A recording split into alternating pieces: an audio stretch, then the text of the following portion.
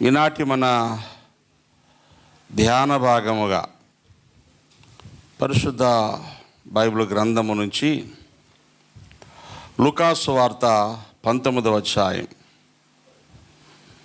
లూకాసు వార్త 19వ అధ్యాయం 39-40 వచనాలు నేను చదువుతున్నాను.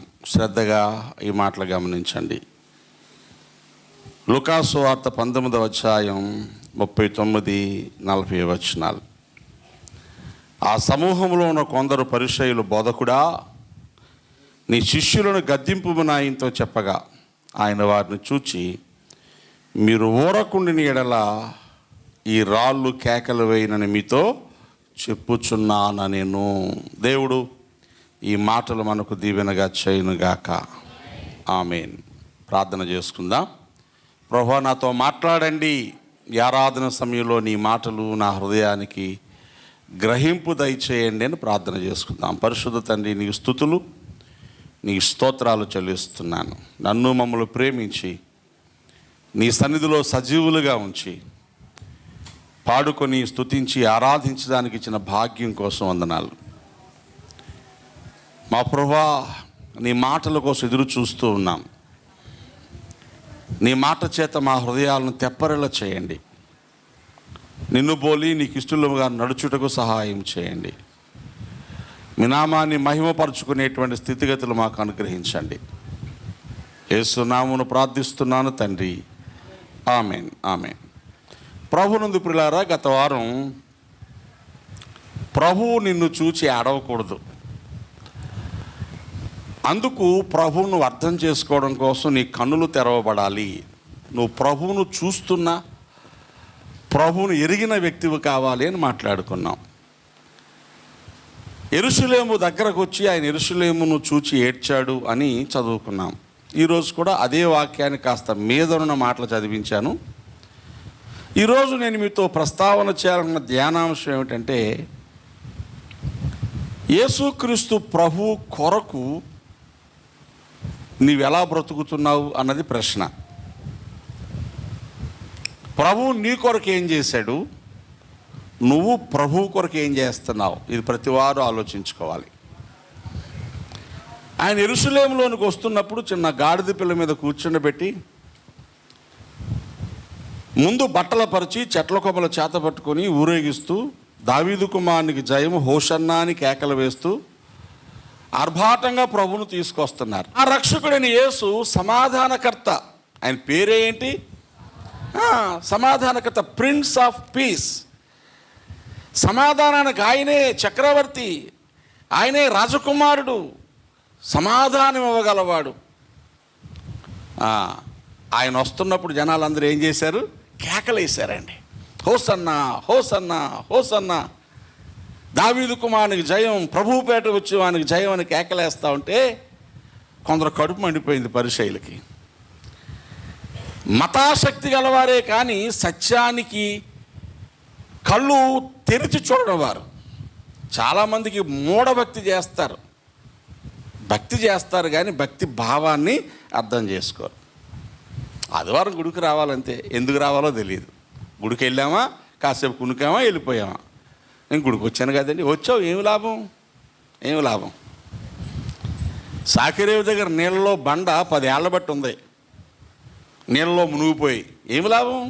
ఎవడికి ఉపయోగం? 10 ఏళ్ళు నాన్న ఏమైనా మెత్తబడిందా? ఏం మెత్తబడదు. బురద చేరింది, పాకుడు చేరింది, నాచు చేరింది, కానీ పగలు కొడితే లోపల ఎలా ఉంటుంది? అర్థమవుతుందా? ఎంతకాలం వచ్చావన్నది కాదు, ఏమి నేర్చుకున్నావు, ఎంత మారావన్నది అర్థం కావాలి నీకు. ప్రభు సంధికి రావడంలో ఉపయోగం అది. ఆయనతో నడుస్తుండగా వారు వెళ్ళుచుండగా శుద్ధులైరు. ఈ మతాశక్తి గల వారు, విషయాన్ని అర్థం చేసుకోలేని వారు కేకలేస్తున్న వారిని చూసి ప్రభువుని అడుగుతున్నారు, బోధకుడా, నీ శిష్యులు సైలెంట్గా ఉండమను. దేవుని స్తోత్రం చెప్పండి. లైబ్రరీలో సైలెంట్గా ఉండాలి, చర్చిలో సంతోషంగా పాటలు పాడాలి. హల్లెలూయా. పాటలు పాడేటప్పుడు ఏం చేయాలి? పాటలు పాడాలి. మనం ఏం చేస్తాం? పాడేటప్పుడు లైబ్రరీలో ఉంటే మూత మూసుకొని కూర్చుంటాం. అది తప్పే. ఎక్కడ పాడాలో, ఎక్కడ స్తుతించాలో అక్కడ స్తుతించాలి, ఎక్కడ మౌనంగా ఉండాలో అక్కడ మౌనంగా ఉండాలి. అప్పుడు ప్రభు ఏమన్నారంటే, రే బాబు, ఇది కేకలేయాల్సిన సమయం, ఇది స్తుతించాల్సిన సమయం, ఊరేగింపుగా వచ్చేవారిని ఆహ్వానించాల్సిన సమయం. అంతే తప్ప సైలెంట్గా ఉండమను, క్లీన్గా ఉండమను, మాట్లాడకుండా ఉండమంటే కుదరదు అక్కడ. ప్రభు వారు అన్నారు, నాయనా, ఇది స్తుతించాల్సిన సమయం, మీరు కేకలేయకపోతే ఎవరు? రాళ్ళు కేకలేస్తాయి. ఇప్పుడు మనం కేకలేసే రాళ్ళలాగా ఉండాలి. దేవుని స్తోత్రం కలిగిన గాక. హల్లెలూయా. జీవంతో ఉన్న రాళ్ళు కాదు, ప్రాణం ఉంది కానీ కథలో మెదలో ఏం లాభం? అది రాయే కానీ కేకలేస్తుంది అవసరం వస్తే. అందుకే దైవలేఖనంలో రాజైన సొలొమోను ఓ మాట చెప్పాడు. ప్రసంగి గ్రంథము 9వ అధ్యాయం, ప్రసంగి గ్రంథము 9వ అధ్యాయము 10వ వచనంలో అందరూ గుర్తుపెట్టుకోవాల్సిన ఒక మాట ఉంది అక్కడ. చేయుటకు నీ చేతికి వచ్చిన ఏ పని అయినను నీ శక్తి లోపము లేకుండా చేయుము. నువ్వు పోవు పాతాళమునందు పని అయినను, ఉపాయమైనను, తెలివి అయినను, జ్ఞానమైనను లేదు. దేవునికి స్తోత్రం కలిగిన గాక. ఇది చాలా పెద్ద విషయం, దీని జోలికి వెళ్తే బయటికి రాలేం. కానీ ఒక్క చిన్న మాట గుర్తు చేస్తున్నాను. చేయడానికి నీకు నీ చేతికి వచ్చిన ఏ పని అయినా ఎలా చేయాలా? ఇప్పుడే చెయ్యి, లోపము లేకుండా చెయ్యి, అంటే కంప్లీట్గా చెయ్యి. దేవునికి స్తోత్రం కలిగిన గాక. నీకున్నవారు నువ్వు ప్రేమించు, నీ వారితో నువ్వు మంచి బంధాన్ని కలిగి ఉండు. వాళ్ళ సేవ చేయాల్సి వస్తే చెయ్యి, వాళ్ళు సహించాల్సి వస్తే సహించు, ఓర్చుకోవాల్సి వస్తే ఓర్చుకో. వాళ్ళు మాటి మాటికి కీడు చేసినా నువ్వు మాటి మాటికి మేలే చెయ్యి. ఇది మందిరానికి రావడం నువ్వు నేర్చుకునే సంగతి. దేవునికి స్తోత్రం. మరి దేవుని పట్ల, మనుషుల పట్ల ఎంత చేస్తున్నావు, మరి దేవుని పట్ల ఏం చేయాలి? ఇక్కడ ప్రశ్న లేవనెత్తుతుంది. అమ్మకో నాన్నకో అత్తకో చేస్తే పక్కింటి వాళ్ళన్నా చూస్తారు, ఎంత బాగా చూసుకుందో అని అత్తనంటారు. దేవుడు చేస్తే ఎవడు చూస్తాడు? నాలాటోడైతే అసలు మీరు చేసిన పని ఒకరు కూడా మళ్ళీ బయటికి చెప్పను. దేవుని స్తోత్రం కలిగిన కాక. చాలా సంఘాలు అయితే పిలిచి మనోడు ఇది చేశాడు, మనోడు అది చేశాడు, అప్పడం ఇచ్చాడు, బూరిచ్చాడు, గారిచ్చాడు, అమ్మో వాళ్ళు లేకపోతే గుళ్ళేదని అలా పెయింటింగ్ వేస్తూ ఉంటారు. నాకేమో ప్రభువు నుంచి మీకు ప్రతిఫలం రావాలని నేను మీకోసం చక్కగా ప్రార్థన చేస్తాను తప్ప పొగడ్డానికి కూడా ఇప్పుడు మాట చెప్పను. మీకు చాలామందికి లోపల ఏంటో ఈ మనుషులు ఏం చేసినా అసలు విశ్వాసం లేదు అనుకుంటారేమో, కానీ మీ మీద ప్రేమ ఉంది, మీరు దేవుని దయను పొందాలనే తీవ్రమైన ఆశ ఉంది, మీరందరూ దీవించబడాలని కోరుకుంది. నేను ప్రభువుతో చెప్తాను. ఒకవేళ ఎవరికన్నా చెప్తే ఇవాళ చెప్తే వినడం అలవాటు అయిందనుకోండి, రేపు మళ్ళీ ఎక్స్పెక్ట్ చేస్తారు. మొన్న చెప్పాడు ఇవాళ చెప్పలేదంటే ఆయన మనసు నా మీద మారిపోయిందేమో అని మళ్ళీ లేనిపోని బెంగ వచ్చేస్తూ ఉంటుంది. నా ప్రేమ మారదు, నేను ఇప్పుడు ఇలాగే ఉంటాను. దేవునికి స్తోత్రం. మరి గుర్తింపు లేని ఎవడు చేస్తాడు? అయ్య గారు గుర్తించాలి కదా, కాస్త కోస్తో గుర్తింపు కోసం కదా వస్తున్నాం.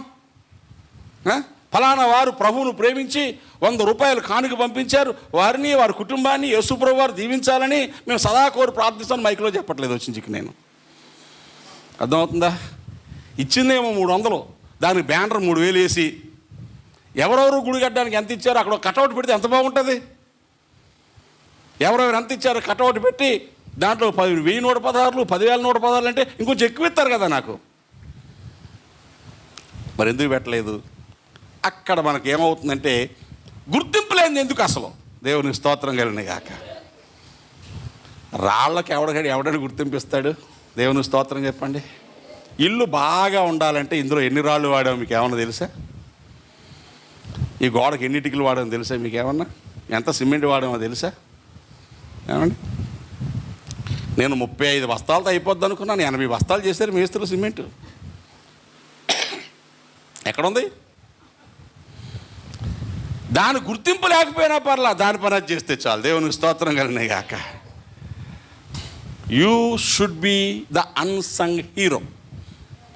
నీకెవరు కీర్తించరు, ఎవరు పొగడరు, ఎవరు ప్రశంసించరు, కానీ బహుమానం ఎక్కడ రావాలా? అక్కడ రావాలి. దేవునికి స్తోత్రం కలిగిన గాక. హల్లెలూయా. పని చేసుకుంటూ వెళ్ళిపోవడమే. ఒకరోజు ప్రభు దగ్గరికి వెళ్ళాక ఆయన అంటాడు, భలా నమ్మకమైన మంచి దాసుడా.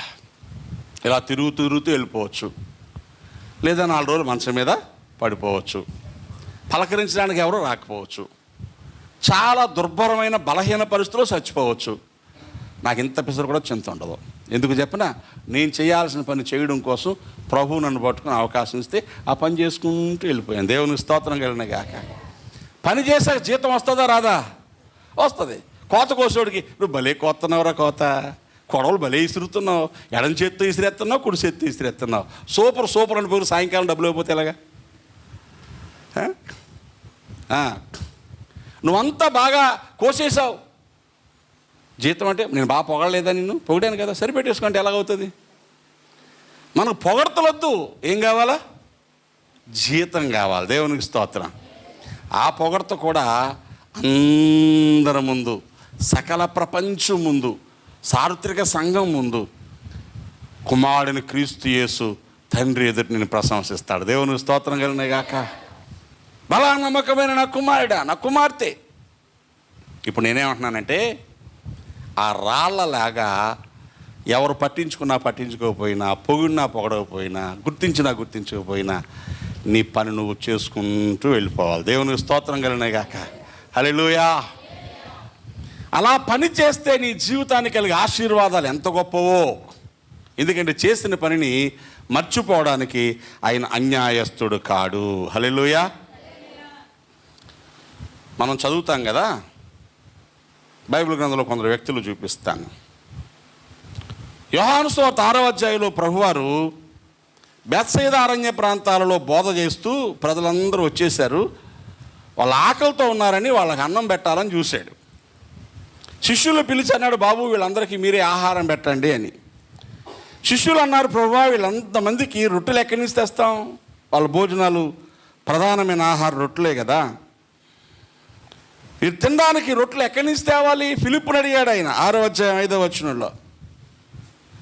అప్పుడు ఫిలిప్ ఏమన్నాడంటే 7వ వచనంలో, వారిలో ప్రతివాడు కొంచెం పుచ్చుకున్నట్టుకైనాను 200 దేనారంలో రొట్టెలు చాలవని.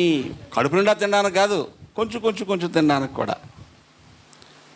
మనకు తెలుసు 5,000 మంది పురుషులు తిన్నారు, మరి స్త్రీలు పిల్లలు ఎంతమంది ఉన్నారో లెక్కలేదు. అంతమందికి రొట్టెలు కావాలి, పెట్టాలి. ఎవరు మట్టుకు వారే మనకెందుకు అనుకుంటున్నారు. మీరు గమనిస్తే సీమోను పేతురు సహోదరుడు ఆంద్రేయ వచ్చి అంటాడు, ఇక్కడ ఒక చిన్నవాని యొద్ద 5 యవల రొట్టెలు 2 చేపలు ఉన్నవి. దేవునికి స్తోత్రం చెప్పండి. ఎవరి యొద్ద? ఎవడు ఆ చిన్నోడు? ఏం పేరు? ఎవరబ్బాయి? ఏ ఊరోడు? ఎవరికి తెలియదు. అర్థమవుతుంది. అన్నేముడు చైల్డ్. చిన్నోడి దగ్గర ఎందుకు ఉన్నాయంటారు? పెద్దవాళ్ళు కూడా తెచ్చుకుంటారు కదా వెనకాల రొట్టెలు, తెచ్చుకున్న వాళ్ళ దగ్గర ఉండవంటారా? అంటే ఎవడో బయట ఎట్టలేదు, వీడు బయట పెట్టుకున్నాడు. లేదా తెచ్చిన వాళ్ళు గవ్వ తినేసారేమో, వీడు కొంచెం తినవాడు దాచుకున్నాడు. కొంతమంది చూసారు, అన్నం తినేసి ఆఖరిని గుడ్డు తింటారు. చిన్నపిల్లలు చూస్తూ ఉంటాను నేను. కానీ తినవేంట్రా అంటే ఆఖరిని తింటారు. కొందరు మాంసం ఆఖరి ఉంచుకుంటారు, కూర ఆఖరికి ఉంచుకుంటారు. వీడు అలాంటి వాడు ఏమో ఊరించుకుంటూ తిందామని ఉంచుకున్నాడు పాపం. ఎవరో వీడి దగ్గర ఉన్నాయి, అవును నేను ఇవ్వను అన్నాడా? ఏమండి, మరి సీమోను పేతురు ఆంద్రేయ ఏం ఒప్పించారో. ఒరే నీకు ఇంటికి వెళ్ళాక 5కి 5 ఇస్తామన్నారేమో, ఫ్రెష్గా కొనిస్తామన్నారేమో, ఈ ఎండిపోయేరా మంచి ఇస్తామన్నారేమో.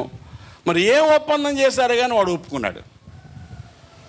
చిత్రం చెప్పండి, ఆ ఎండిపోయిన 5 రొట్టెలు 2 చేపలు 5,000 మంది తినగా 12 గంపలు మిగిలిపోయాయి. దేవునికి స్తోత్రం. వీడెవరన్నమాట? Secret giver. బయట వాళ్ళు తెలియద్దు, నేను ఇస్తాను 5 రొట్టెలు 2 చేపలు. ఇప్పుడు ఎక్కడ 5 రొట్టెలు 2 చేపల కోసం చెప్తారో అక్కడ ఆ పిల్లోని జ్ఞాపకం చేసుకుంటారో చేసుకోరా? ఆ పిల్లోడు పేరు చెప్పినంత మాత్రాన వాడికి ఇవ్వాల్సిన బహుమానం ఎవరికైనా వెళ్ళిపోద్దా? వెళ్ళదు కదా. ఇప్పుడు ఏం కావాలి నీకు? ఎవడో ఒకడు అవసరం తీర్చేవాడు కావాలి. ఆ ఎవడో ఒకడు నువ్వైతే గొప్ప. దేవునికి స్తోత్రం. నీ పేరు లేదు, ఊరు లేదు, నేనెవరో పట్టించుకోరు, ఏమండి, నేనెవరో గుర్తించరు, కానీ నువ్వు చేయాలి. అది దేవునికి ఇష్టమైనటువంటి లక్షణం. దేవునికి స్తోత్రం కలిగిన గాక. అది కదా గొప్ప సంగతి. యేసు ప్రభువారి శిష్యులు ప్రభువారితో ఒకసారి ఓ మాట చెప్పారు. లూకాసు వార్త 9వ అధ్యాయంలో ఏమని చెప్పారంటే, ప్రభువా, మేము సంగతి చూసాం, అది మాకు చాలా ఆశ్చర్యం కలిగించింది. అదేంటంటే, ఎవడో ఒకడు, ఎవరండి? 49వ వచనం. యోహాను అంటాడు, ప్రభువా, ఎవడో ఒకడు నీ పేరట దయ్యములు వెళ్ళగొట్టగా మేము చూచితిమి. వాడు మనల్ని వెంబడించువాడు కాడు గనక వాడిని ఆటంకపరిచితిమి అని చెప్పాడు. ఈ మాట ఎంతమందికి అర్థమైంది? ఎవడీడు? ఎవడో ఒకడు, అన్నేముడు పర్సన్. కానీ ఏం చేస్తున్నాడు? మరి యేసు ప్రభుతో ఉన్న శిష్యులు పేర్లు ఉన్నాయా లేవా? 12 మందికి పేర్లు ఉన్నాయి. 70 మంది శిష్యుల పేర్లు కూడా ఉన్నాయి. బైబిల్ కాలేజీలో నేను ఓ అసైన్మెంట్ ఇచ్చాను, 70 మంది పేర్లు చెప్పండి అని. తెగెత్తికారు, దొరకలా. నేను 70 మంది పేర్లు చెప్పాను వాళ్ళ తర్వాత. చరిత్రలో ఉన్నాయి. మరి ఈ ఒక్కడి పేరేంటి? అది ఎవడో ఒకడో. ఈ వీళ్ళు చేయలేని పనులు 12 మంది శిష్యులు ఒక మూగదయ్యాన్ని పట్టుకున్న కుర్రోడిని వాళ్ళ నాన్న తీసుకొస్తే వీళ్ళు ఏం చేయలేకపోయారు. వాడు వచ్చి అంటాడు, ప్రభువా, మీ శిష్యుల దగ్గర తీసుకొచ్చాను కానీ వాళ్ళు ఏం వదలగొట్టలేకపోయారు. ఏమన్నా నీ వల్ల అయితే అంటే అర్థం ఏంటి? మీ శిష్యులే వదలగొట్టలేకపోయారు 12 మంది, నువ్వన్నా ఏమైనా వదలగొట్టగలవా లేదా? నీ వల్ల అయితే బాగు చేయంటే ప్రభు అన్నాడు, నమ్ముట నీ వల్ల అయితే నమ్మువానికి సమస్తం సాధ్యం. నా వల్ల అంటే ఏంట్రా బాబు? అంటే 12 మంది కలిసి ప్రభుకి ఏం తెచ్చారు? అవమానం తెచ్చారు. వాళ్ళు చేయలేదు. ఈ ఎవడో ఒకడు ప్రభువుతో ఉన్నవాడు కాదంట, ప్రభువును వెంబడించేవాడు కాదు, కానీ ప్రభు అంటే ఇష్టం. వాడికి దయ్యాలు వెళ్ళగొట్టే శక్తి వచ్చేసింది, దయ్యాలు వెళ్ళగొడుతున్నాడు. ఈ 12 మంది చేయలేనిది ఆ ఒక్కడు చేస్తున్నాడు. పేరున్నవాడు చేయలేనిది పేరు లేనివాడు చేస్తున్నాడు. గుర్తింపు ఉన్న వాళ్ళు చేయలేనిది గుర్తింపు లేనివాడు చేస్తున్నాడు. అందుకే ఏమొచ్చేసింది? కడుపు మంట వచ్చేసింది. యోహాను అంటాడు, ప్రభువా, ఆడు మనం వెంబడించేవాడు కాదు కాబట్టి వాడిని ఏం చేశాను? నేను ఆటంకపరచు. ఆగా, వాళ్ళు చేయకూడదా అన్నాను, ఆపేశాను అంటే ప్రభు అన్నాడు తెలుసా? అందుకు యేసు, మీరు వాడిని ఆటంకపరచకుడి, మీకు విరోధి కానివాడు మీ పక్షమున ఉన్నవాడే. దేవునికి స్తోత్రం. మీకు విరోధి కానివాడు నా కోసం పనిచేస్తున్నాడు, మీరు చేయలేంది చేస్తున్నాడు. మనకు ఎలా ఉంటుందంటే, మనం చేసేవాడిని చూస్తే కడుపంతా మండిపోతూ ఉంటుంది. ఎవరు గబుక్కుని చెయ్యెత్తేస్తారు వాళ్ళు. మనకు అలా ఉండొద్దా? రే, నువ్వు చెయ్యకపోతే పోయి మూసుకొని కూర్చోవాలి కదా. ప్రార్థన చేయవు, చేసేవాళ్ళు చూసి ఎందుకు బాధ? టైము ముందుకు రావు, వచ్చిన వాళ్ళు చూసి ఎందుకు బాధ? పని కనబడితే చెయ్యవు, తప్పించుకొని పోతావు, చేసేవాళ్ళు చూసి ఎందుకు బాధ? వీడికి ఎవ్వడు గుర్తింపు ఇవ్వలేదు, కానీ ఎవరు గుర్తించారు? శిష్యులేమో ఆటంకపరిచారు. ప్రభు అన్నారు, అరే, మీకు విరోధి కానివాడు మీ పక్షంగా ఉన్నవాడే. అంటే అర్థం ఏంటి? వాడు మన పక్షంగా ఉన్నవాడే. దేవునికి స్తోత్రం చెప్పండి. నీకు దేవుడు సామర్థ్యాన్ని ఇచ్చాడు. You have a capacity. నువ్వు చేయగలవు, నువ్వు పాడగలవు, నువ్వు ఇవ్వగలవు. నువ్వు ఇవ్వకపోతే సహాయం మరో ప్రక్క. ఎస్తేరుతో ఏమన్నాడు మొర్దెకై?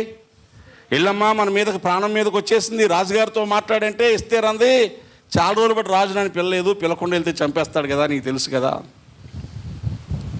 నువ్వు సహాయం చేయకపోతే యూదులకు సహాయం మరో దిక్కు నుంచి వస్తుంది. కానీ నువ్వు నీ తండ్రి ఇంటి వారు ఏమైపోతారు? నశించిపోతారు. నువ్వు సహాయం చేయకపోతే, నువ్వు చేయకపోతే సహాయం రాదనుకోకు. అప్పుడప్పుడు చెప్పుకుంటాం కదా, ఊరందరూ ఆ ముసలమ్మ కొంపట్లోంచి అగ్గి పట్టుకెళ్ళేవారంట పొయ్యి ముట్టించుకోవడానికి.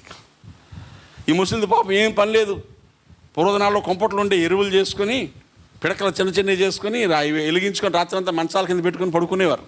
ఎంతమంది గుర్తుందో కొంపట్లో? ఆ కొంపట్లో నిప్పే, అగ్గిపెట్లు ఉండి కావు, ఎవరో కుదిరితే అగ్గిలైట్లు ఉండి, అగ్గిలైట్లు చాలామంది తెలియవు. అవి అగ్గిపెట్లు లేని కాలం కుంపటి, ఆ పొయ్యిలోదే పట్టుకెళ్ళాలి. ముసలం అనుకుందంట, ఈ ఊరంతా నా కుంపటిలోదే పట్టుకుపోతున్నారు, ముట్టించుకుంటున్నారు, ఈ రాత్రి నా కుంపట ఆరిపేస్తాను, ఎక్కడిది పట్టుకెళ్ళి వెలిగించుకుంటారో చూద్దాం అనుకుందంట. రాత్రి గబక్కును కుంపట ఆరిపేసుకొని పడుకుంది. పొద్దుట అందరూ పొయ్యిలు ముట్టించుకున్నారు, ఇది మాత్రం చచ్చిపోయింది. ఎందుకు? కుంపటకు అలవాటు పడి పడుకుంది. కుంపట లేకపోవడంతో చలికి ఇంకోటి తెలాడుతూ కూడా ఉంది. వాడు కోడి పుంజిని పెంచుకున్నాడు పాపం, అది పొద్దున్నే కూసేస్తూ ఉంటుంది. అందరూ లేచిపోయి పనులు చేసుకుంటారు. వీడు అనుకుంటున్నాడు, నా కోడి కుయ్యబట్టే తెల్లారిపోతుంది, అందరూ లేచిపోయి పనులు చేసుకుంటున్నారు. రేపు చూద్దాం ఎలా తెల్లారుతుందో, ఎలా లేస్తాడు అనుకుని కోడిపుంజి పీక తాడు కట్టేసాడు. పొద్దున్న తెల్లారుతుందో తెల్లారదా? కోడిపుంజి కుయ్యకపోయినా తెల్లారుతుంది. ఈడు కోడిపుంజి చచ్చిపోయింది. ఈడే కోడిపుంజి కోత్తో లేస్తాడు. నువ్వు అనుకుంటావు, నేను చేయకపోతే, నేను పాడకపోతే, నేను ప్రార్థన చేయకపోతే, నేను ఇవ్వకపోతే, నేను వెళ్ళకపోతే, డాడీని పలకరించకపోతే ఎవడు పలకరిస్తాడో చూద్దాం. ఏమండి, ఎవడు పలకరించకపోయినా పర్లేదు, నేనే పలకరిస్తాను. నేనే తేజ్, అంతే కదా. దేవుని స్తోత్రం కలిగిన గాక. నేనే పలకరిస్తాను, మీరు నాకు కావాలా? ఇప్పుడు చెప్పండి, నీ సామర్థ్యమును శక్తి లోపం లేకుండా వాడేయాలి. దేవునికి స్తోత్రం కలిగిన గాక. నువ్వు ఎవడో ఒకడో అప్పుడప్పుడు అంటావు సంతలో సింతకాయ, నువ్వు సింతకాయవే. దేవునికి స్తోత్రం కలిగిన గాక. సంతలో సింతకాయవే, పేరున సింతకాయ కూడా కాదు, కానీ నువ్వు వాడబడ్డావా లేదా? దేవునికి స్తోత్రం కలిగిన గాక. హల్లెలూయా. కులనిదేగు ఎంబోది కన్నా చలిచలమ మేలు గదరా గువ్వల చెన్న అన్నాడు ఒక కవి. తిట్టానా పాడేనా? విస్తారమైన నీళ్ళున్న మహాసముద్రం కంటే ఏట్లో నీళ్ళ కోసం చిన్న చిన్న గొయ్యలు తవ్వేవారు, అప్పుడప్పుడు చలమలు అనేవారు. అది బెస్ట్ కదా. సముద్రంలో బోర్డు నీళ్లు ఉన్నాయి, తాగడానికి పనికిరావు, కానీ ఈ చలములో నీళ్లు ప్రాణం నిలబెడతాయి. చాలామందికి పేరు గొప్ప, ఊరు దిబ్బ. ఏమండి, ఇంటి పేరేమో సంపెంగోళ్ళు అంట, ఇంట్లోనేమో నీ సువాసన. అది కాదు కావాల్సింది. నువ్వు చిన్నవాడవు కావచ్చు, చిన్నదానవు కావచ్చు, పేరు లేకపోవచ్చు, గుర్తింపు లేకపోవచ్చు, కానీ నీ వల్ల ప్రయోజనం ఉండాలి. దేవుని స్తోత్రం కలిగిన గాక. హల్లెలూయా. నీ వల్ల ప్రయోజనం ఉండాల. ఆ ప్రయోజనము దేవుడు ఇవ్వగలిగే స్థాయి నీకు ఇచ్చాడు, చూపించగలిగే స్థాయి నీకు ఇచ్చాడు, బహుమానం కూడా ఆయన ఇస్తాడు. దేవుని స్తోత్రం కలిగిన గాక. వరుసగా ఒక ఇద్దరు ముగ్గురు చూపిస్తాను. ఆ గుర్తింపులో ఎంత పెద్ద పెద్ద కార్యాలు చేశారు. రాజుల 2వ గ్రంథం 4వ అధ్యాయం 42వ వచనంలో దైవజనుడైన ఎలీషా జీవితంలో ఆయన చాలా అద్భుతాలు చేశాడు. అలా చేసిన అద్భుతాలలో కొందరు గుర్తింపు లేని వ్యక్తులు వాడబడ్డారు. వాళ్ళు చేసిన కార్యాలు చాలా గొప్పగా ఉన్నాయి. రాజుల 2వ గ్రంథము 4వ అధ్యాయం 42వ వచనం. ఒకడు బయల్షాలీషా నుండి మొదటి పంట బాపతి యవల పిండితో చేయబడిన 20 రొట్టెలు, కొత్త గోధుమ వెన్నులు, కొన్ని పండ్లు తీసుకుని వచ్చి దైవజనుడు అతని కానుక ఇయ్యగా. దేవుని స్తోత్రం చెప్పండి. చాలాసార్లు చెప్పాను విషయాన్ని. ఎలీషా తానున్న స్థలంలో కరువు వచ్చేసింది, తిండి లేదు. ఆ తిండి లేని సమయంలో ఇంటికేమో చుట్టాలు వచ్చేసారు 100 మంది. ఎంతమంది? ఇప్పుడు చెప్పండి, మనకే అర్థమవుతుందా? తినడానికి తిండి లేదురా బాబు అంటే ఎంతమంది వచ్చారు? 100 మంది. అప్పుడు ఎవడో ఒకడు, ఎవడండి? ఎవడో ఒకడు, మరి ఒకడు అంటే ఎవడో ఒకడు, ఊరు పేరు లేదు, బయలుసాలిస్ అనే ఊరు నుంచి మొదటి పంట కోసానని చెప్పి బార్లీ పిండితో చేసిన 20 రొట్టెలు పట్టుకొచ్చాడు. ఎన్ని లెక్క పెట్టండి. కొన్ని కొత్త గోధుమ వెన్నులు పట్టుకొచ్చాడు. మనం చూడండి, వరిచేలు కుంచెలు కట్టి పిచ్చికలు రామాలయాల్లో కట్టేవారు చిన్నప్పుడు, ఎంతమంది గుర్తుందో. అలా కొన్ని గోధుమ వెన్నులు పట్టుకొచ్చాడు, కొన్ని పళ్ళు పట్టుకొచ్చాడు. పాస్టర్ గారు కానుకిచ్చాడు. అప్పుడప్పుడు కొందరు కానుకిస్తూ ఉంటారు. ఏం కానుకిది అనుకుంటాం, అది ఎందుకు పని చేయదు. పాపం మళ్ళీ ఇచ్చారు. చాలామందికి అది పెద్దదైతే నచ్చుతుంది. చిన్న కానుక కూడా సందర్భానుసారంగా దేవుడు ఇచ్చింది, అది నాకు తెలుసు. దేవుని స్తోత్రం కలిగిన గాక. నా సేవ ప్రారంభంలో నేను మీటింగ్కి వెళ్ళాలా, చొక్కా వేసుకుంటే ఇక్కడ బొత్తాయి లేదు, ఏం చేయాలి ఇప్పుడు? బొత్తాయి లేదు, సూది లేదు, కుట్టుకుందామంటే పిన్నీస్ కూడా లేదు. ఏం లేదు? పిన్నీస్ కూడా లేదు. గబగబా వెళ్ళిపోవాలి, టైం అయిపోతుంది. ప్రక్కనే సైకిల్ వేసుకొని వెళ్ళాలా. ఇప్పుడు చెప్పండి, నేనేం చేయాలో తెలియక, ప్రభువా నాకు ఓ పిండీస్ ఇవ్వా నాయనా అని అడిగాను. దేవుని స్తోత్రం కలిగిన గాక. ఎవరిని అడగాల? ఎవరన్నా పిండీస్ ఉందామా అని ఇప్పుడు అడగగలను. అప్పుడు ఎవరు లేరు నాకు. స్కూల్కి వెళ్ళే ఇలాంటి పిల్లోడు ఒకడు బ్యాగ్ వేసుకుని వచ్చి, అయ్యగారు ప్రార్థన చేయండి అన్నాడు. ఆడికి ప్రార్థన చేస్తాడు, అయ్యగారు కానుకని చెప్పి పిన్ని చేతిలో పెట్టాడు. దేవుని స్తోత్రం కలిగిన గాక. ఆడెవడో ఒకడు, కానీ నేను అడిగిన ప్రార్థనకు నాకు జవాబు దేవుడిచ్చాడనే నమ్మకాన్ని కలిగించాడు. దేవునికి స్తోత్రం కలిగిన గాక. నేనేం అడిగాను? పిన్నీస్ అడిగాను. ఎవడైనా భూమి మీద పిన్నీస్ కానికిస్తాడు మీరు చెప్పండి? అంటే నాకేమర్థమైంది అక్కడ? నా దేవుడు నేనేం అడిగితే అది నాకు ఇస్తాడు. ఆడెంత మంచి పని చేశాడు చెప్పండి. ఇప్పుడు ఎవడో ఒకడు 100 మంది ఇంటికి భోజనానికి ఉన్నారు, తినడానికి ఏమి లేదు. ఇప్పుడేమో దైవజనుడికి 20 రొట్టెలు వచ్చాయి, కొన్ని గోధుమలు వచ్చాయి, కొన్ని పళ్ళు వచ్చాయి. ఎలా? ఇంట్లో పనుని పిలిచి వాళ్ళందరికీ పెట్టారంటే ఏం సరిపోతాయి అయ్య గారు మీరు మరీని? ముక్కలు పంచినా ప్రభు బల్లలాగా 100 మందికి చాలు. అప్పుడు ఎలీషా ఏమన్నాడు చెప్పనా? వారు తినగా మిగిలినని యెహోవా సెలవిచ్చి ఉన్నాడు. దేవునికి స్తోత్రం. వారు తినగా మిగులుతాయి. 20 రొట్టెలు, ఆ పళ్ళు, ఆ వెన్నులు, ఆ 100 మంది తినగా మిగిలాయండి. దేవునికి స్తోత్రం కలిగినగాక. ఇప్పుడు చెప్పండి, ఆ ఒకడు ఎలీషాకు దేవుడు ఇచ్చిన జవాబుకు సాధనంగా మారాడు. మనం కూడా అలాగా ఆ ఒకడం కావాలి ఒక్కోసారి. ఏమో నీ వల్ల ఏం జరుగుద్ది ఎవరికి తెలియదు. నీవు దేవుని పనిలో పాలిభాగస్తుడు కావాలి, దేవునికి సహాయం కావాలి, సహకారం కావాలి. బలమైన కార్యాలు చేసే దేవుడు. దేవునికి స్తోత్రం కలిగినగాక. హల్లెలూయా. నీ గుర్తింపు అక్కర్లేదు, నువ్వు పని చేయడానికి గుర్తింపు అక్కర్లేదు.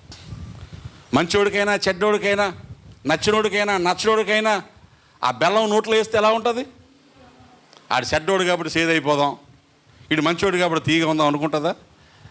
నన్ను ఎవడో గుర్తించలేదు అనుకుంటుందా? దాని లక్షణం స్వీట్నెస్. అది ఎక్కడున్నా తీయగానే ఉండాలి. మల్లెపూలు ఎవరు పెట్టుకున్నా బతికినోడికి వేసినా వాసన వస్తాయి, సచ్చినోడికి వేసినా వాసన వస్తాయి. వీడు సచ్చినోడు కాబట్టి వాసన రాకూడదు అనుకుంటాయా? వాటి లక్షణం దేవుని బిడ్డ లక్షణం. నీ వల్ల దేవుని నామం మహింపరచడానికి కేకలై, నోటితో కేకలై, బ్రతుకుతోనూ కేకలై. ఇవన్నీ బ్రతుకుతో కేకలేయడం. మరొకటి జ్ఞాపకం చేస్తాను. నయమాన్ తెలుసు కదా మీకు, రాజుల ఆ 2వ గ్రంథంలో 5వ అధ్యాయంలో ఉంటాడు. సిరియా దేశానికి సైన్యాధిపతి, గొప్ప యుద్ధాలు చేశాడు. రాజుగారు భలే సంతోషపడిపోయాడు. కానీ నయమానికే కుష్ఠరోగం ఉంది. ఆ కుష్ఠరోగం ఉన్న సంగతి ఎవరికి తెలియదు. బట్టలు వేసేసి కవర్ చేసేస్తున్నాడు. శత్రువు దేశం నుంచి ఒక అమ్మాయిని, అనగా ఇశ్రాయేల్ దేశం నుంచి ఒక అమ్మాయిని, చిన్నదాన్ని పట్టుకొచ్చేసి వాళ్ళ ఆవిడ కానుకిచ్చాడు, నువ్వు మా ఆవిడ దగ్గర పనిచేయని. ఆ పిల్ల ఈ నయమాను భార్య దగ్గర పనిచేస్తుంది. ఎవరన్నా మనం ఎత్తుపాయలు ఇంట్లో పనికి పెడితే ఏం చేస్తాం? అవకాశం చూసి ఎప్పుడైనా కాఫీలో మంది కలిపేద్దాం, ఎలకల మంది కలిపేద్దాం. అవునా? నేను ఎక్కడో చదివాను నేను. ఏమ్మా మీ ఆయన్ని చంపేశావంటే ఆఫీస్ నుంచి ఇంటికి రాగానే కడుపులో ఎలకలు పరిగెట్టేస్తున్నాయే, ఏదోటి పెట్టి అన్నాడు. ఎలకలు ఉన్నాయి కానీ కాఫీలో ఎలకల మంది కలిపేశానండి అందంట. కడుపులో ఎలకలు పరిగెట్టడం అంటే ఎలకల మంది పెట్టమనా? ఏమండి, ఆకలి వేస్తుందని అర్థం కాక మంచివాళ్ళే చంపేసే రోజుల్లో ఇప్పుడు శత్రువు ఇంట్లో పనిచేస్తుంది. అమ్మగారితో, అమ్మగారు అయ్యగారిని చూస్తున్నానండి, అయ్యగారు ఉంటేండి మచ్చలు ఉన్నాయండి, అది జబ్బు కదండి అయ్యగారు. అమ్మగారు ఎన్ని మందులు వాడినా తగ్గలేదంటున్నారు కదా. మా ఊరిలో పాస్టర్ గారు ఉన్నారు. దేవునికి స్తోత్రం. ఎక్కడ? మా ఊరిలో. ఈయన అక్కడికి వెళ్ళాడా, తగ్గిపోద్దండి అని చెప్పింది. మన సంబంధం లేదండి, వాళ్ళు మనోళ్ళు కాదు, వాళ్ళు చెప్పకూడదండి, అనవసరం. ఎవరు చెప్పకూడదు? ఆడు బాధలో ఉన్నాడు, ఒంటరితనంలో ఉన్నాడు, కృంగిపోయి ఉన్నాడు. పాట పాడుకున్నావు కదా, ఎవరి సాయం లేనిలలో నీరస నిస్పృహలో కృంగిన వేళ, ఎవరి సాయం లేనిలలో నీరస నిస్పృహలో కృంగిన వేళ, నీవుగాక ఎవరున్నారయ్యా, కన్నీరు తుడువా నా యేసయ్యా. ఎవరికి అర్థమైంది అది? పాడుకుని నీకు అర్థమైందా? ఎవరూ సహాయం చేయకపోయినా కన్నీరుతో నువ్వు ఉన్నావు. మరి అలాగే ఏడుస్తున్న వాళ్ళకి ఆ ముక్క చెప్పాలా లేదా? నువ్వు ఏడొద్దు, నా దేవుడు ఉన్నాడు. వాళ్ళకెందుకు చెప్తామండి మేము? అలా చెప్పాం. మా ఇంట్లో ఫంక్షన్ వాళ్ళు రాలేదు, ఫంక్షన్ రాకపోతే తర్వాత సంగతి. బాధలో ఉన్నారు, ముందు చెప్పు, పలకరించు, ప్రభు కోసం మాట చెప్పు, నా దేవుడు బాగు చేస్తాడని చెప్పు, ధైర్యంగా ఉండమ్మా మేము ప్రార్థన చేస్తామని చెప్పు. ఎవరు పట్టించుకుంటారని మనల్ని? ఎవరు పట్టించుకో, నువ్వు చెప్పు. ఈ అమ్మాయి అమ్మ నాన్నల దగ్గర నుంచి లాక్కొచ్చేసారు, సొంతూరు నుంచి లాక్కొచ్చేసారు. ఆ ఇంట్లో ఏమో పని మనిషిగా పెట్టారు. ఎన్నిసార్లు మూతిపోట్లు పొడుస్తుంది యజమానురాలు, కానీ తన గుణం ఏంటి?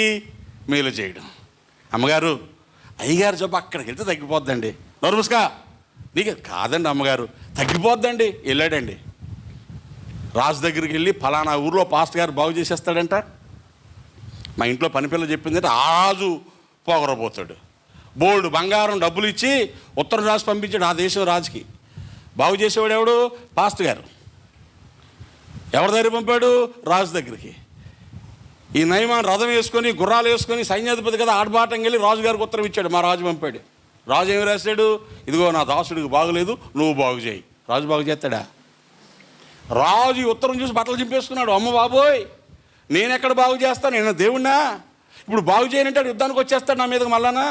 ఇలాంటి సిక్కు వచ్చింది ఏంట్రా బాబు? పాస్టర్ గారు తెలిసింది. ఎందుకయ్యా నువ్వు బట్టలు చింపుకుంటున్నావు? ఈ ఊర్లో పాస్టర్ గారు ఒకడున్నాడు, దేవుని సేవకుడు ఒకడున్నాడు, రమ్మని ఇక్కడికి అనగానే, బాబు నేను కాదయ్యా, మా పాస్టర్ గారు బాగు చేస్తాడు. తిన్నగా రథం వేసుకొని గుమ్మం ముందుకు వచ్చి దిగలేదు కారు, దిగి నయమాను వచ్చారని చెప్పు అన్నాడు. పనుడు వచ్చాయా? నయమాన్ గారంట వచ్చారంటే, ఏ కుష్ఠరోగం అంట, బాగు చేయమని వచ్చాడంటే, అయితే వెళ్ళిపోయి యోర్దాను నదిలో 7 సార్లు మునగమని అన్నాడు. చూడ్డానికి కూడా రాలేదు బయటికి. దేవుని స్తోత్రం కలిగింది కాక. అయ్యగారిని వెళ్తే అమ్మగారు బయట కూర్చోబెట్టేసారు, లేపలేదు, పిల్లలేదు. అయ్యగారు ఏమో ప్రార్థన చేసి పంపించమన్నారంట. ఓ పని ఉంది నీకు, నీ పని జరగడం ఇంపార్టెంట్ అన్నాడు. మా ఊర్లో నదులు లేవా? అబానా, ఫర్ఫర్ అని ఇంతకంటే మంచి నదులు ఉన్నాయి. నేను ఇంత గొప్పని రాగానే పాస్ గారు పరిగెత్తుకుంటూ వచ్చేసి నా గాయం మీద చెయ్యేసేసి అంతా ముట్టేసుకొని బాగు చేస్తాడు అనుకున్నాను. పోయి నదిలో స్నానం చేయమంటాడా అని సర్రమని రథం తిప్పుకొని ఇంటికి పోయాడు. ఎవరికి నష్టం?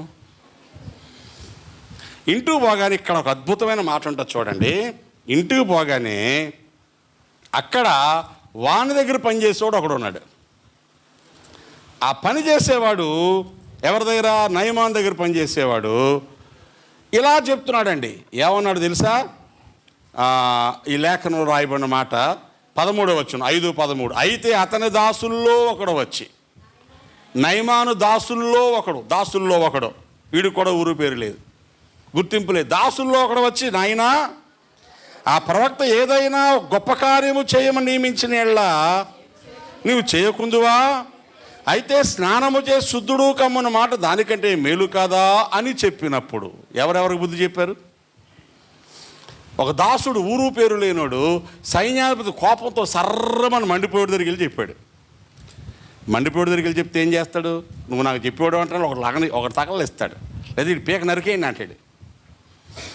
ఏమంటున్నాడు? నాయనా నువ్వు కొంచెం ఆలోచించి కోపం ఆపుకొని, రోగం తగ్గిపోతే ఊర్లో అందరికీ భోజనాలు పెట్టమంటే పెట్టవా? బాధలో ఉన్నవాడికి ఏం చేయాలా? ఏం చెప్పినా చేస్తాడు. మీకు తెలుసు తెలీదో? బాధలో ఉన్నవాడు ఏం చేస్తాడండి? ఏం చెప్పినా చేస్తాడు. దెయ్యం పట్టుదని వెళ్ళండి, నీకు దెయ్యం పట్టకపోయినా నీ జేబులో మొత్తం డబ్బులను వదిలించేస్తాడు. ఎందుకంటే నువ్వు ఎంత ఏం చెప్పినా చేస్తావు. అప్పుడు భయం అలా చేస్తూ ఉంటుంది.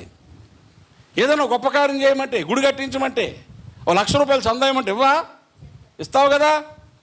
కానీ అలా చెప్పలేదు ఆయన. నదిలోకి పోయి ఊరికినే స్నానమే కదా చేయమన్నాడు. అంత కోపం ఎందుకు నీకు? ఇగో ఎందుకు? మా ఊర్లో నదులు లేవా? అక్కడ ములగలేనా?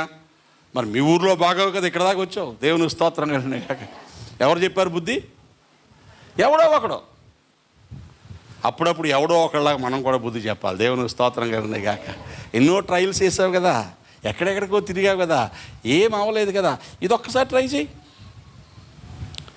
ఒక ఆయనకి బ్లడ్ క్యాన్సర్ వచ్చింది, చచ్చిపోతాడు ఆసుపత్రిలో. కొద్ది రోజులే. రోజుకి ఇంత చిన్నపిల్ల వెళ్ళి ఆయన దగ్గరికి వెళ్ళి ఒక క్రొత్త నిబంధన ఇచ్చి, ఇది చదవవా, ఇదోసారి చదవవా, ఇదోసారి చదవవా అంటే, అదలబా నాకు దేవుడు లేడు, దెయ్యం లేదు, దేవుడి నామను, నేను చచ్చిపోతున్నానంటే రోజు వెళ్ళేదంట. ఇదోసారి చదవవా, ఇదోసారి చదవవా, చదువు చూడకూడదా, ఎలాగా చచ్చిపోతున్నావు, చదువు చూడకూడదా, వింటలా. ఇంక అక్కడి నుంచి వెళ్ళా మంచం దగ్గర మోకరించి ఏడడం మొదలెట్టింది. రోజు ప్రార్థన చేస్తామంటే ఈయన అనుకున్నాడు, ఈ పిల్ల ఊరు పేరు లేనిది, ముక్కు మొఖం తెలియంది, నా మీద ఏంటో ఈ ప్రేమ, నన్ను రోజు చదవమంటుంది. సరే ఇంక ఏడవకలే, నీ బాధ చూడలేకపోతున్నాను, దేవుడంటే నమ్మకం లేదు కానీ నీ కోసం చదువుతానని ఆ కొత్త నిబంధన చదవడం మొదలెట్టాడు. చదువుతూ ఉండగా యేసు ప్రభు చేసిన అద్భుతాలు కనబడ్డాయి. ఈయన బ్రతికించగలడా, బాగు చేయగలడా, నన్ను కూడా బాగు చేస్తాడు అనుకొని మనసులో ప్రార్థన చేయడం మొదలెట్టాడు. దేవుని స్తోత్రం కలండి కాక. బ్లడ్ క్యాన్సర్ పోయింది. అతడు దేవుని నమ్మని బౌద్ధ మతస్థుడు. వెంటనే తన జీవితాన్ని ప్రభువుకు అప్పగించుకొని యేసు ప్రభువే నన్ను బ్రతికించాడని చెప్పి సేవ చేయడం మొదలెట్టాడు.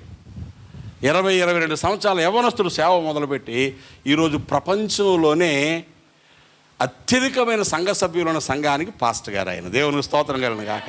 దక్షిణ కొరియాలో సియోల్ అనే పట్టణంలో పాలు యాంగిచో ఇతని పేరు. ఆయనకు దాదాపు 20 సంవత్సరాలకు ముందే 10 లక్షల మంది విశ్వాసులు ఉన్నారు. 7 ఆరాధనలు జరుగుతాయి. అత్యధిక మంది ఆరాధన చేసేటువంటి పెద్ద చర్చ అయిందే. ఈ సతీష్ కుమార్ లాంటి ఎందుకు పనిచేయరు? ప్రపంచ దేశాల్లో ఉన్నటువంటి అనేక మంది భక్తులు, సేవకులు అక్కడికి వెళ్ళి ఆ మందిరాలు చూడాలని వెళ్తారు. ప్రేయర్ మౌంట్ అని ఉంటుంది. ఒక కొండని గుహలలాగా తొలిచేస్తే 24 గంటలు ఆ గుహల్లోనికి వెళ్ళి ఆ గుహల్లో ప్రార్థనలు చేస్తూనే ఉంటారు. ప్రేయర్ దూరం కూర్చోరా, అది పడిపోద్ది. దేవుని స్తోత్రం చెప్పండి. హల్లెలూయా. ఎలా మారాడు ఆయన? ఎలా మారాడు? ఎవరో ఒక చిన్నపిల్ల, ఊరు పేరు లేని చిన్నపిల్ల తను చేసిన కార్యాలు. ఇది ఇక్కడ ఎవడో ఒకడు నయమానుకి చెప్తే నయమాను పోయి 7 సార్లు యోర్దాను నదిలో మునగ్గానే పసిపిల్ల శరీరంలా మారిపోయింది. దేవునికి స్తోత్రం. అక్కడ కరువు తీరడానికి ఎవడో ఒకడు ఉన్నాడు. అక్కడ 5,000 మందికి ఆహారం పెట్టడానికి ఎవడో ఒకడు ఉన్నాడు. ఇక్కడ రోగం పోవడానికి ఎవడో ఒకడు ఉన్నాడు. అంటే వీళ్ళు ఎవరికి పేర్లు ఉన్నాయా లేవా? ఉన్నాయి కానీ ఎవరికి తెలియదు. ఊరు పేరు తెలియని వాళ్ళు. దేవునికి స్తోత్రం కలిగిన గాక. హల్లెలూయా, హల్లెలూయా. నేను ఎక్కడో చదివాను. వందే మాత ఎవరు రాశారు? బంకించన్ చటర్జీ. జనగణమన ఎవరు రాశారు? రవీంద్రనాథ్ ఠాగూర్. భారతదేశం నా మాతృభూమి ప్లెడ్జ్ ఎవరు రాశారు? ఎవరికి తెలియదు. మీకు తెలుసా? పైడిమర్రి వెంకట సుబ్బారావు అంట. ఎవరికి తెలియదు. నాకు కూడా తెలియదు నిన్న దాకా. తెలంగాణ చెందినటువంటి వ్యక్తి ఈ ప్లెడ్జ్ రాశాడు. ఎవరికి తెలియకపోయినా ఈరోజు భారతదేశంలో బడికెళ్ళే ప్రతి విద్యార్థి చెప్పాల్సిందే. వందే మాత్రం, జనగణమన వాళ్ళు రాశారు. నార్త్ ఇండియా వాళ్ళు కాబట్టి ఫోకస్లోకి వచ్చారు. ఈయన తెలంగాణ వాడు కాబట్టి లెక్కల్లోకి రాలేదు. ఏమండి? జాతీయ జెండా ఎవరు చేశారు? 3 రంగుల జెండా ఎవరు డిజైన్ చేశాడు? తెలియదు ఎవరికి. పింగళ వెంకయ్య. కానీ జెండాకు నమస్కారం పెట్టట్లేదా? జెండా ఎగరేయట్లేదా? గుర్తింపు దాని అంతా అదే వస్తుంది. గుర్తింపు కోసం పనులు చేయకూడదు. నీ పన్ను చేసుకుంటూ వెళ్ళిపోతే ఆటోమేటిక్గా గుర్తింపు వచ్చేస్తుంది. దేవుని స్తోత్రం కలిగిన గాక. ఇలా చెప్పుకుంటూ పోతే ఊరు పేరు లేని వారు అద్భుత కార్యాలు చేశారు. దేవునికి స్తోత్రం కలిగిన గాక. ఇంకొక మాట చెప్పి ముగిస్తాను. షోమ్రోన్లో కరువు వచ్చింది. ఎంత భయంకర కరువు అంటే ఇశ్రాయేల్ దేశంలో గాడిద తల 80 రూపాయలు. ఏం తల? గాడిద తల ఏంటి? మేక తల ఏమైంది? అంటే తినగలిగే జంతువులన్నీ అయిపోయాయి. పవిత్ర జంతువులు మేకలు, గొర్రెలు, గోవులు అన్నీ అయిపోయాయి. తినకూడని అపవిత్ర జంతువులు కూడా తినేస్తున్నారు. ఇంకా పెద్ద షాక్ ఏంటంటే ఆడోళ్ళు ఇలా మాట్లాడుకుంటున్నారు. ఇవాళ భోజనాన్ని నీ కొడుకు నుండి వేసుకుందాం, రేపు నా కొడుకు నుండి వేసుకుందాం. అలాగే మాట్లాడుకొని ఒక అమ్మాయి తన పిల్లనిస్తే వండుకు తినేశారు. 2వ రోజు అవతలది ఇవ్వడం మానేసింది. రాజుగారి దగ్గర గొడవకు వచ్చింది. రాజా న్యాయం తీర్చు. రాజుగారు గోడ మీద మేడ మీద తిరుగుతున్నాడు. ఏంటంటే ఇదిగో ఆకలేసి నిన్న మా 2 పిల్లలు ఒక దాన్ని వండేసుకున్నాం, ఇవాళ దాని పిల్లలు ఏమన్నట్టుంది అనగానే రాజు బట్టలు చింపేసుకున్నాడు. రాజు లోపల గోను పట్ట కట్టుకుని ఏడుస్తున్నాడు. అయ్యో ఇంత దారుణమైన కరువేంటి? పావురపు రెట్ట, పావురపు రెట్ట. పావురపు రెట్ట అంటే ఏంటి? పావురాలు వేసినటువంటి టాయిలెట్లు ఉంటాయి కదా, పావు కేజీలో సగం 125 గ్రాములు 5 రూపాయలకు అమ్ముతున్నారు. అదేం చేస్తారు? ఆ తినేసి జీర్ణం చేసుకోకుండా మిగిలిపోయినటువంటి గ్రెయిన్స్ ఏమైనా ఉంటాయనుకోండి, అవన్నీ కరిగించి నీళ్ళలో ఉడకబెట్టుకుని సూపు తాగుతున్నారు. ఇది కరువు. ఇది కరువు. సోమాలియా దేశంలో అనేక సంవత్సరాల కరువు ఉంది. నీళ్లు లేక బక్క చిక్కిపోయిన పశువులు పోస్తున్న ఆ పాస్ తాగడానికి జనాలు లైన్లు కట్టిన ఫొటోస్ చూశాను నేను. ఎముకలు పోగుల్లాగా ఎక్కడెక్కడ జనాలు పడిపోతే రాబందులు రెక్కలో చాపుకొని కూర్చున్న ఫోటోలు చూశాను నేను. కరువు. ఒక దశలో గవర్నమెంట్ వాళ్ళ రేషను ఏనుగులను చంపి మనిషికో 1/4 కేజీ మాంసం కోటా ఇచ్చింది. కరువు. అలాంటి కరువులో దేవుడు ఒక అద్భుతం చేశాడు. వీళ్ళ మీద యుద్ధానికి వచ్చారు. కరువు కారణం ఏంటంటే సిరియా దేశ సైనికులు యుద్ధానికి వచ్చి ఊరు చుట్టూ కట్టడేసేసారు. మన ఊరు చుట్టూ కంచేసేసారు అనుకోండి. ఇంట్లో వాళ్ళు బయటికి, బయట వాళ్ళు లోపలికి వెళ్లకుండా. ఎన్ని రోజులు ఉంటాయి మన దగ్గర బువ్వా? ధాన్యం అయిపోతాయి, నూనె అయిపోద్ది, గ్యాస్ అయిపోద్ది. అప్పుడు ఏమవుతుంది? ఇంకా బయటికి వెళ్ళడానికి లేదు. ఇక ఎంతకాలం? ఆ టైంలో దేవుడు ఒక అద్భుతం చేశాడు. సిరియా దేశంలో యుద్ధానికి వచ్చినటువంటి సైన్యం చక్కగా తిని త్రాగుతూ ఉంటే వాళ్ళకు సౌండ్ వినిపించాడు, మిమిక్రీ.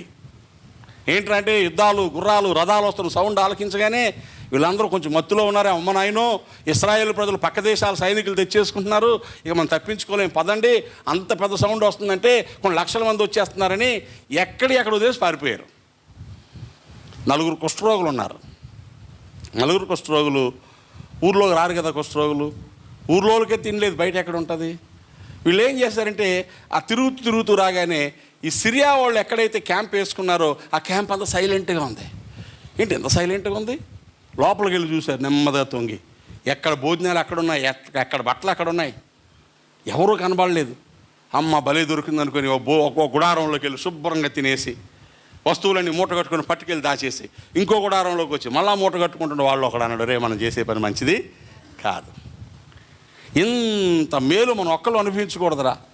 ఊర్లో రాకపోతే పోయాం, ఊర్లో రానివ్వకపోతే పోయాం, మన ఊర్లో వాళ్ళందరికీ బువ్వలేదురా, మనుషులు తింటున్నారా, పదండి అని రాజుగారి దగ్గరికి వచ్చి ఆ సైనికుడికి కబురు చెప్పారు. బాబు, మేము సిరియా దండుపేటలోకి వెళ్ళాం, ఎవ్వరూ లేరు అక్కడ, ఎక్కడెక్కడ ఉండిపోయాయి, ఓసారి మీరు వెళ్ళి చూడండి అనగానే వాడు వెళ్ళి, రాజుగారు సిరియా వాళ్ళందరూ వదిలేసిపోయారంటండి, ఎక్కడ భోజనం అక్కడ ఉందంట అంటే రాజు అంటాడు, చూసారా మన ఆకలితో ఉన్నామని తెలుసుకొని ఎక్కడికో పోయినట్టు నటించి ఎవరూ లేరనుకొని మనం అక్కడికి వెళ్తే మనం పట్టుకొని చంపేద్దామని ప్లాన్ చేశాడు అని. ఇక్కడ ఎన్ని విచిత్రమైన సంగతులు అంటే, ఊర్లోనికి రానివ్వకుండా వెలివేసిన కుష్ఠరోగులు ఊరోళ్ళకు మేలు చేస్తున్నారు. ప్రజల ప్రాణాలను కాపాడాల్సిన రాజు అనుమానంతో చచ్చిపోతున్నాడు. అప్పుడు వారి సేవకుల్లో ఒకడు, ఇక్కడ కూడా అద్భుతంగా రాయబడింది. ఆ మాట మనం చూద్దాం ఒకసారి. 7వ అధ్యాయం, రాజుల 2వ గ్రంథం 7వ అధ్యాయం 13వ వచనం. అతని సేవకుల్లో ఒకడు ఇలాగు మనవ చేశాను, ఇంతకుముందు ఇశ్రాయేలు వారిలో బహుమంది మనుషులు లయమైపోయారు కదా, ఇక 5గురు లయమైపోవడం అబ్బురమా? నీకు అనుకూలమైన ఎడల పట్నమందు మిగిలిన రౌతులలో 5గురుని తీసుకొని పొమ్ము, మనం వారిని పంపి చూచేదమని చెప్పాను. దేవునికి స్తోత్రం. సైనికుడు రాజుగారితో తెగించి మాట్లాడకూడదండి, అడిగితేనే చెప్పాలా. కానీ వాడు తెగించి మాట్లాడుతున్నాడు. అయ్యా, ఇప్పటికే చాలామంది కరువులో చచ్చిపోయారు, చాలామంది యుద్ధంలో చచ్చిపోయారు, వాళ్ళు ఏదో మంచి వార్త చెప్తున్నారు కదా, ఇంతమంది పోతే పోయింది, ఇంకొక 5గురిని పంపించు, వాళ్ళు వెళ్ళి చూసి వస్తారు. నిజంగానే ట్యాప్ అయితే వాళ్ళు కుట్ర చేస్తే చచ్చిపోతారు, ఒకవేళ నిజమైతే మనకు మేలు జరుగుద్ది కదా, పంపించు. ఓ మంచి సలహా చెప్పాడు. రాజు సైన్యాన్ని పంపించాడు. వాళ్ళు వెళ్ళి చూశారు. ఊర్లో ఎవరు, ఆ దండుపేటలో క్యాంపులో ఎవరు లేరు. ఏమైపోయారు అనుకొని కొంచెం ఊరు బయటకు వెళ్ళి చూస్తే వాళ్ళు ఎక్కడ బట్టలు అక్కడ పారేసి, సరుకులు పారేసి పారిపోతున్నారు ఏకంగా. ఎందుకంటే శత్రువులు వచ్చేస్తున్నారు బెంగతో. అంతే, వాళ్ళు వెనక్కి వచ్చారు. ఆ దండుపేటలో ఉన్న డబ్బు, ఆస్తి, ఆహారం అంతా దోచుకున్నారు. విస్తారమైన తిండి దొరికేసింది. రాజుగారు చాటింపు వేశారు. రేపు ఉదయం నుంచి కోటా మొదలు రూపాయికి ₹1 ఎంత గొప్ప భోజనం దొరుకుతుందో చూడండి. ఆ మాటలు మీరు చదివితే ఆశ్చర్యం వేస్తుంది. 7వ అధ్యాయములోనే ₹1కి ఒక మానిక సన్న పిండి, ₹1కి 2 మానికల యవలు. 1వ వచనంలో 18వ వచనంలో కూడా ఈ మాటలు ఉన్నాయి. ₹5కి పావు రూపాయ దొరుకుతుంది. అలాంటిది ఇప్పుడు ఏమైపోయింది, ₹1కి సన్న పిండి దొరుకుతుంది, 2 మానికల యవలు దొరుకుతున్నాయి. అంటే సమృద్ధిగా మారిపోయింది. కరువు సమృద్ధిగా, పిల్లలు తినేసే కరువు, తినకూడని ఆహారం తినే కరువు సమృద్ధిగా మారిపోవడానికి కారణం ఎవరు? దేవుడు. ఆ కార్యానికి కారణం ఎవడంటే ఎవడో ఒకడు. దేవునికి స్తోత్రం కలిగిన గాక. ఎవడో ఒకడు తెగించి చేసిన పని ఇంత గొప్ప కార్యం జరిగించింది. ప్రియులారా, ఇలా చెప్పుకుంటే చాలా సంగతులు చెప్పవచ్చు. నేను కంక్లూడ్ చేయబోతున్నాను. ఆ ఎవడో ఒకడు నువ్వెందుకు కాకూడదు. దేవునికి స్తోత్రం కలిగిన గాక. నీ గుర్తింపు అక్కర్లా, పేరు అక్కర్లా, ఊరక్కర్లా. స్తుతించే విషయంలో, దేవుని కార్యాలు చేసే విషయంలో, ఇచ్చే విషయంలో, మేలు చేసే విషయంలో, సలహా చెప్పే విషయంలో, ఉపకారం చేసే విషయంలో మళ్ళీ ఎవడు గుర్తిస్తాడండి? నేను ఎవడు గుర్తించొద్దు. ఇప్పుడు చెప్పండి, వీళ్ళందరి పేర్లు లేవు కానీ వీళ్ళందరి కోసం బైబిల్లో రాయబడిందా లేదా? అంటే ఎవరు గుర్తించారు? దేవుడు గుర్తించాడు. దేవుడు నిన్ను గుర్తిస్తే నువ్వు చేసిన కార్యానికి బహుమానం పొందుకుంటావు. దేవునికి స్తోత్రం. ఎవడో ఒకడు మనం ఎవడో ఒకడం కావాలి. యోహాను అడిగారు, బాప్తిస్మం ఇచ్చి, యోహాను నువ్వు ఎవరవయ్యా? బాప్తిస్మాలు ఇస్తున్నావు, అందరికీ ప్రకటన చేస్తున్నావు, ఎవరివి అంటే ఆయన అన్నాడు, నేను అరణ్యములో కేకవేయి ఒకని శబ్దం. దేవునికి స్తోత్రం కలిగినగా. నేను ఎవరనుకుంటున్నారు? నేను 22, 32, రెవరెండు డాక్టర్ అనలేదండి. నేను ఒకని శబ్దం, ఎకో ఆఫ్ వన్స్ వాయిస్. ఎవరో మాట్లాడుతుంటే ఆ స్వరం నేను, నా ఊరు పేరు లేదయ్యా, శబ్దం, నా మాట వినండి చాలు. దేవునికి స్తోత్రం. హల్లెలూయా. మోటు మనిషి ఒంటి చర్మాన్ని కట్టుకుంటాడు, ఒంటి రోమములతో చెవిన వస్త్రం తోలుదట్టి కట్టుకుంటాడు, అడిగితేనే మిడతలో తింటాడు, వైల్డ్ ఫుడ్, భాష సరిగ్గా ఉండదు, సర్పసంతానమా అని కేకలేస్తాడు.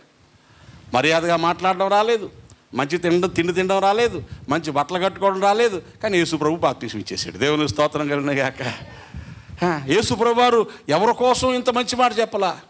ఇదిగో బాప్తిస్మం ఇచ్చి యోహాను, అతడు మండుచు ప్రకాశించున్న దీపమైనట్టుండేను. దేవునికి స్తోత్రం. మండే దీపం, ప్రకాశించే దీపం. ఎవడో ఒకడు.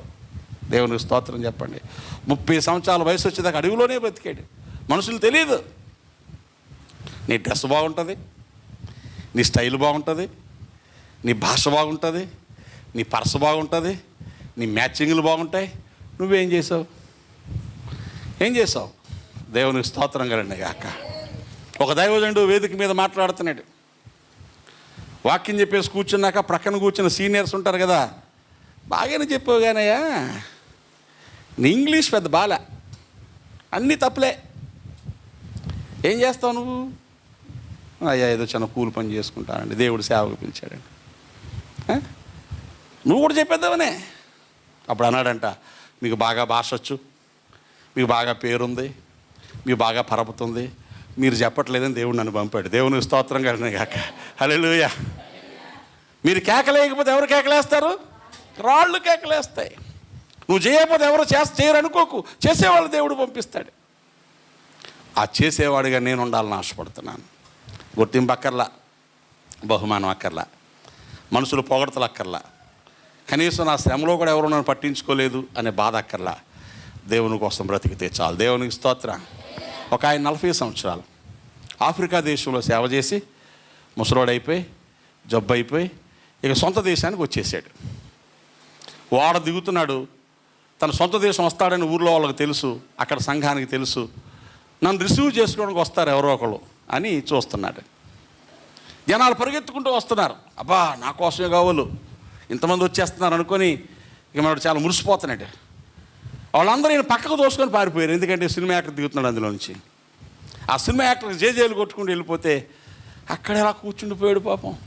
40 సంవత్సరాలు సేవ చేశాను, ఉన్న ఊరు వదిలేసిపోయాను, అక్కడ భార్య పోయింది, బిడ్డలు పోయారు, ఆరోగ్యం పోయింది, తీరా తిరిగి వస్తే గుర్తింపే లేదు నాకు ఇక్కడ. అయ్యో ఏంటి సేవ, ఎవరూ గుర్తించిన సేవ, ఏమి సేవ అనుకొని అలాగా కృంగిపోయి తల నేల మీద పెట్టుకొని దేవా ఏంటయ్యా అనుకొని ప్రార్థన చేస్తూ నిద్ర వచ్చేసింది. అలా పడుకుని పోయాడు. అక్కడే ఒక కళ చూస్తున్నాడు. పరలోకానికి వెళ్ళాడు. పరలోకంలో రాజదర్బార్, బంగారు వీధులు, దేవదూతలు, పరిశుద్ధులు ఉన్నారు. నడుచుకొని వెళ్తున్నాడు. అక్కడి నుంచి జనాలు, దేవదూతలు జేజేలు పలుకుతూ వస్తున్నారు. ప్రభువారి మధ్యలో నడుస్తూ వస్తున్నాడు. అందరూ చప్పట్లు కొడుతున్నారు. ప్రభువు దగ్గరకు వచ్చి భుజం మీద చేసి, ఈ నా కుమారుడు 40 సంవత్సరాలు ఆఫ్రికా దేశంలో నా కోసం సేవ చేసి కొన్ని 100 మందిని సంపాదించాడు, అలసిపోయి మన ఇంటికి వచ్చాడు, రండి చేర్చుకోండి అంటున్నాడు. దేవుని స్తోత్రం కలిగిన గాక. ఉలుక్కుపడి మెలకు వచ్చింది.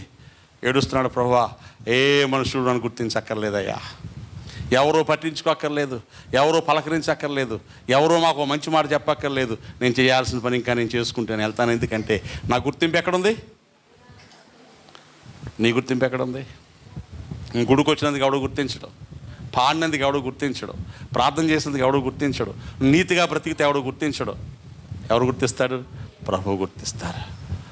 మనుషులు ఎదుట బహుమానం పొందాలని ట్రై చేయకు, పొగడ్తలు పొందాలని ట్రై చేయకు, పాస్టర్ గారు పొగడాలని ట్రై చేయకు, విశ్వాసులు బలే చేస్తామని అంటారని ట్రై చేయకు. నిన్ను ఎవరు గుర్తించాలా? ప్రభువు గుర్తించాలి. దేవునికి స్తోత్రం కలిగిన గాక. ప్రభువే గుర్తించాలా, ప్రభువే కనికరించాలా, ప్రభువే బహుమానం ఇవ్వాలా. నువ్వు చేసిన ప్రతిదానికి బహుమానం ఇచ్చే దేవుడు ఉన్నాడు. దేవునికి స్తోత్రం. ఏం చేద్దాం? రాళ్ళు లాగా కేకలేద్దాం. ప్రభువా, నన్ను కేకలేయడానికి పుట్టించావు, నేను ప్రార్థన చేయడానికి పుట్టించావు, నీ పని చేయడానికి పుట్టించావు, నాకున్న దానిలో పట్టుకొచ్చి నీకు ఇవ్వడానికి పుట్టించావు, కష్టాల్లో ఉన్న వారికి ఒక మాట చెప్పడానికి పుట్టించావు, వాళ్ళ కోసం ప్రార్థన చేయడానికి పుట్టించావు. ఇందుకోసమే కదా నేను పుట్టాను. చేయడానికి నా చేతికి వచ్చిన పని శక్తి వంచన లేకుండా పూర్తిగా చేసేస్తాను. దేవునికి స్తోత్రం కలిగిన గాక. మొదలు పెడితే ఏం చేయాలా? పూర్తి చేయాలా. పని చేసుకుంటూ వెళ్ళాలా. దేవునికి స్తోత్రం కలిగిన గాక. కాబట్టి ఈ ఆరాధన సమయంలో ప్రభు బల్లోకి వెళ్ళే ముందు నీ గుర్తింపు కావాలా? నువ్వు పని చేసుకుంటూ వెళ్ళి ప్రభు దగ్గర గుర్తింపు పొందాలా? మనుషులు గుర్తించాలా? దేవుడు గుర్తించాలా? లోకం పొగడాలా? ప్రభు ప్రశంసించాలా? నీకు బహుమానం ఇక్కడే కావాలా? అక్కడ కూడా కావాలా? మన చేతుల్లోనే ఉంది. ఆ ఎవడో ఒకళ్ళ బ్రతుకుదాం. ఊరు పేరు అక్కర్లేదు. చేయాల్సిన పని చేసుకుంటూ వెళ్దాం. ఆటోమేటిక్గా అవన్నీ వచ్చేస్తాయి. దేవుని స్తోత్రం కలిగిన గాక. ప్రభు ఇక్కడ కనపరుస్తాడు, అక్కడ కనపరుస్తాడు. వీళ్ళెవరిని గుర్తించినట్టే కనబడుతుంది. కానీ బైబిల్ గ్రంథంలో రాయించేసి ఇన్ని వేల సంవత్సరాలుగా కొన్ని కోట్ల మంది వీళ్ళ కోసం జ్ఞాపకం చేసుకునేలా చేశాడు. దేవుని స్తోత్రం కలిగిన గాక.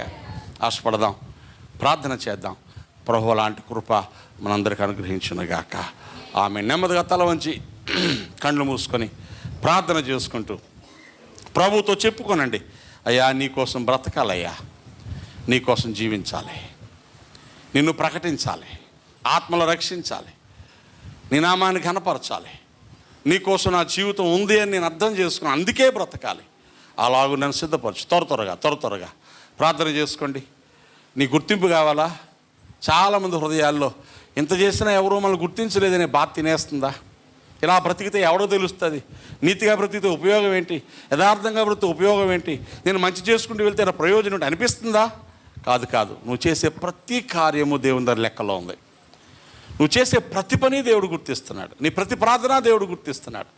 నీ ప్రతి కన్నీటి బొట్టు దేవుడు దాస్తున్నాడు. నువ్వు చేసిన ప్రతి త్యాగపూరితమైన పని లెక్కల్లో ఉంది. నీ సమర్పణ లెక్కల్లో ఉంది.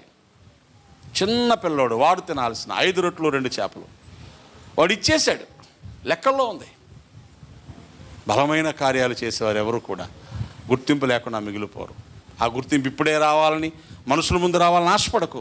దేవుని కార్యాల కోసం ఎదురు చూడు. ప్రభువా, అలాగూ నన్ను సిద్ధపరచు, అలాగ వాడుకో అని ప్రార్థన చేద్దాం. వీళ్ళందరూ గుర్తింపు లేని హీరోస్. గుర్తింపు లేదు, లోకంలో గుర్తింపు లేదు, మనుషులు పట్టించుకోరు. కానీ దేవుడు గుర్తించాడు. విడిచిపెట్టే దేవుడు కాదు. నీవు కూడా ఆ జాబితాలో ఉండాలి. నా ప్రభువు గుర్తిస్తే చాలని చెప్పుకో. నువ్వు చేసిన కార్యాలు బహుమానం ఆయన ఇస్తాడు. మన ప్రార్థన చేద్దాం. పరిశుద్ధుడైన తండ్రి, నీకు వందనాలు. శ్రేష్టమైన నీ మాటల కోసం స్తుతిస్తున్నాం. ఈ మాటలు ధ్యానించిన మా జీవితాలలో ప్రభువా, ఇదిగో నీకు ఇష్టలమై నమ్మకస్తులమై నీ వలే లోకంలో అనేకులకు మేలు చేర్చు సంచరించడానికి, పవిత్రంగా పరిశుద్ధంగా బ్రతికి మీతో స్నేహానికి, శాశ్వత కాలం నీ రాజ్యానికి రావడానికి ఈ లోకంలో బ్రతకడం మాకు నేర్పించండి. రాళ్ళు కేకలేస్తాయన్నావు. నువ్వు చేయకపోతే సహాయం వేరే ప్రక్క నుంచి వస్తుంది అన్నావు. మా కన్న తండ్రి, నా వంతుగా నేను చేయడానికి కావలసిన, బ్రతకడానికి కావలసిన అభిషేకం మాకు దయచేయండి. ఈ మాటలు మాలో ఫలింప చేయమని, మనుషులు గుర్తించకపోయినా, పట్టించుకోకపోయినా మా స్థితిగతులను లెక్క వేయకుండా మా కన్న తండ్రి నీ కోసం బ్రతకడం నేర్పించండి. దయపాలించమని యేసు నామమున ప్రార్థించి వేడుకుంటున్నాను తండ్రి. ఆమేన్.